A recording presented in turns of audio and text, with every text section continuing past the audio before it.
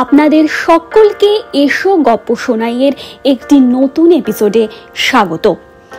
আপনারা শুনছেন হাওয়া বদল।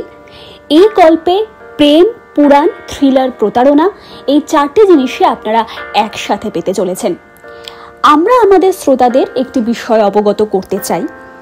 আমাদের গল্পের সমস্ত ঘটনা ও চরিত্র কাল্পনিক এবং বাস্তবের সাথে এর কোনো মিল নেই। যদি আমাদের গল্পের কোনো অংশ বাস্তবের সামঞ্জস্য খুঁজে পায় তাহলে তা সম্পূর্ণ কাকতালীয়। আজ আমাদের এই পর্বের কণ্ঠ অভিনয় রয়েছেন শ্রেয়সী শীল এবং তুনির সরকার। শুরু করছি আমাদের হাওয়া বদল সিরিজের পর্ব 11, কে এবং কেন।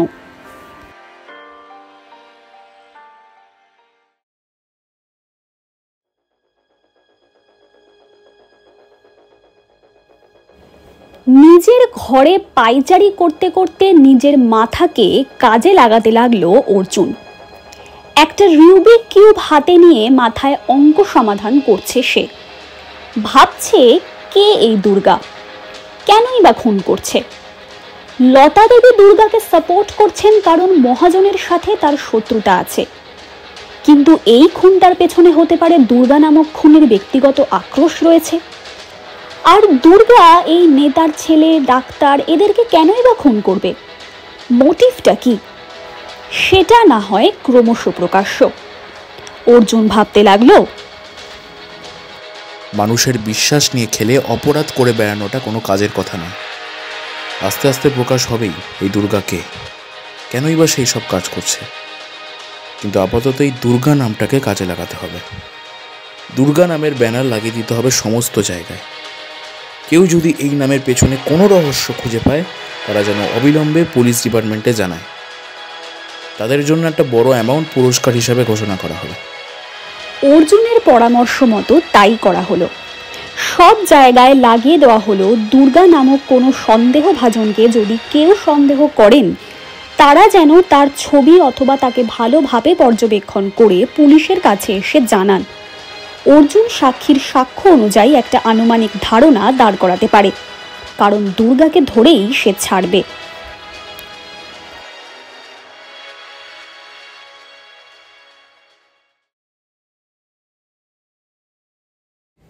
এদিকে মাধবী দেবী লতা দেবীর বাড়ি গেছেন। কুটিরের ওপর টিনের চাল, তার মধ্যে একটা বহু পুরনো টিউব আর একটা ফ্যান ঘুরছে। মাধবী দেবী লতা দেবীকে বললেন, তোর কোনো অন্যায় নেই, তোকে পুলিশ কিচ্ছু বলবে না। লতা দেবী বললেন, মুখুণ্ড করিলাই, মু জানি মা দুর্গাই করেছে। মাধবী দেবী বললেন, তুই ভয় পাস না, আমরা সবাই তোর পাশে আছি। কুটিরের দরজার বাইরে দরজার ঠিক পাশে দুর্গা দাঁড়িয়ে সব কিছু শুনছিল। তার চোখ বলছে তার মনে চলছে অনেক চিন্তা। লতা দেবীর কষ্ট, পুলিশ তাকে সন্দেহ করছে। যে মাসি দিদার কোনো অন্যায় নেই, কে খুন করেছে সে জানে না, কিন্তু তার বিশ্বাস মাসি দিদা খুন করেননি। সে ভাবল সে যে কারণে এখানে এসেছে সেই কাজটাই করণীয়। সে ঘরের ভেতর ঢুকল। মাধবী দেবী বললেন, দুর্গা তুই এখানে? লতা দেবী বললেন, দুর্গা মা তুই এখানে? দুর্গা মুচকি হাসল, বলল, আসলে পুলিশ বাবুরা মাসি দিদার ওপর অকারণে চোটপাট করছে। মাসি দিদা এমনিতেই ক্লান্ত, এমনিতেই মাসি দিদা হাড় ভাঙা খাটুনি খাটেন, তার মধ্যে পুলিশ বাবুদের অমূলক সন্দেহের চাপ। তাই আর কি ওনার জন্য রাতের খাবারটা করে এনেছিলাম, যাতে ওনাকে আর কষ্ট করে রাতে রান্নাটা না করতে হয়। লতা দেবীর চোখে জল এসে গেল।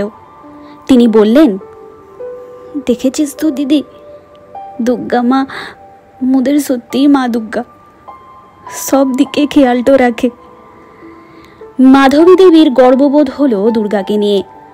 মাধবী দেবী বললেন, সবই তো বুঝলাম রে লতু, কিন্তু খুনটা কে করলো বলতো মহাজনকে?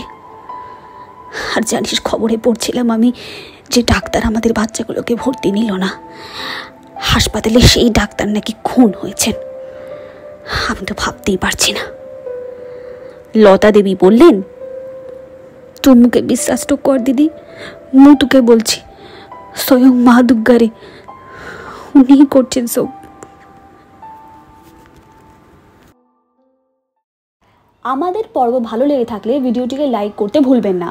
কমেন্ট করে অবশ্যই জানান কেমন লাগছে আমাদের গল্প, আর সাবস্ক্রাইব করে পাশে থাকুন, কারণ আপনাদের একটি সাবস্ক্রিপশন আমাদেরকে আরও অনেক নতুন নতুন কাজ করতে উদ্বুদ্ধ করে, কারণ ভবিষ্যতে আমরা আপনাদের জন্য আরও অনেক ভালো ভালো কন্টেন্ট আনতে চলেছি। তাই সাবস্ক্রাইব করে পাশে থাকুন এবং আপনার গল্পপ্রিয় বন্ধুবান্ধবদের সাথে এই গল্পের পর্বগুলো শেয়ার করুন।